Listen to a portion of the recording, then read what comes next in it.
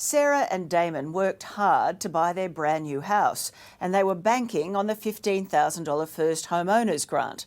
But now the government's refusing to hand over the cash, even though no one had ever lived in the newly built house.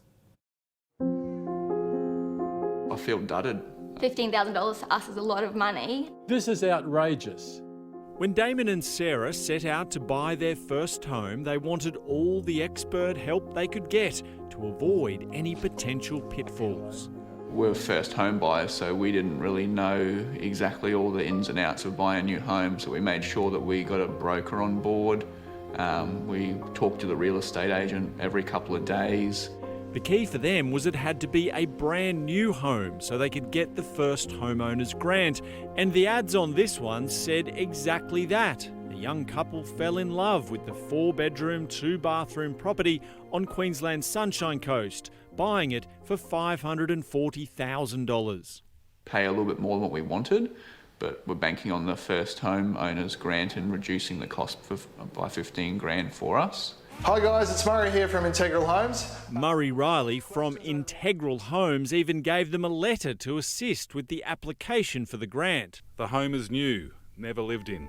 Getting that letter from the builder saying it was a new home, I basically believed his words as well, saying, you know, it's a new home, so easy, it's going to go to the State Revenue Office and we're going to get the $15,000. But it's been very far from easy. The Office of State Revenue rejected their application and 2 subsequent appeals, eventually placing the blame for this mix-up squarely on the builder. The builder has made a mistake. It's unintentional, but people make unintentional mistakes and still have to pay the price for them.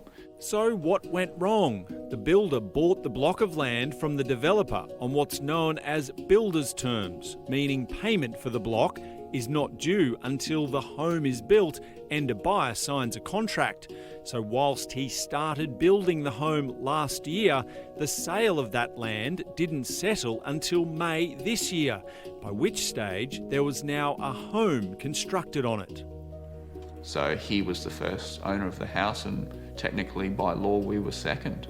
Even though nobody had ever lived in the property before, in the eyes of the State Revenue Office, Damon and Sarah were not the first owners of the home.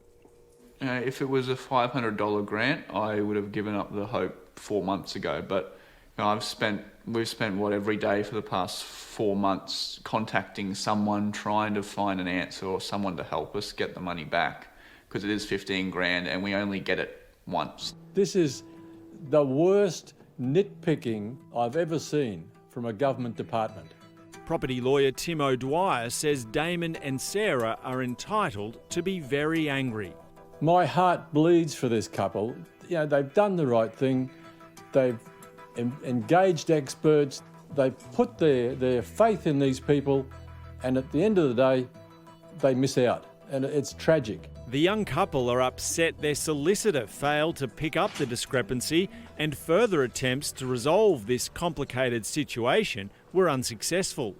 Just pretty much shut us down and said things like, you know, if you want me to look at things, it's going to cost you thousands. Real estate agent Harcourt's Caloundra are also caught up after advertising a property as a new home when in the eyes of State Revenue it already had a previous owner. We've been treated pretty poorly, in fact that they haven't really done too much to help us from this point.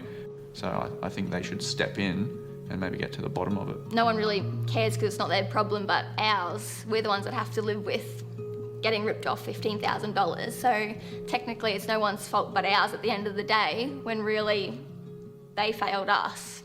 But it's the builder they are most angry with. Since their final failed appeal, they say Murray Riley has stopped all contact with them. How do you feel the builder's treated you in this? I think he's treating us just as a dumb young couple, yeah, who, you know, might just give up the ghost and kiss their money goodbye. But I made it very clear from the start that we're not gonna do that. If I was the responsible minister here, I'd be feeling very, very embarrassed, and I'd be saying to the Office of State Revenue, let's fix this up. For us, $15,000 is a lot of money, and we want it back, all of it. It does need to be fixed up. We contacted the builder, real estate agent and solicitor for comment. Only the solicitor replied but wasn't able to answer our questions, citing client confidentiality.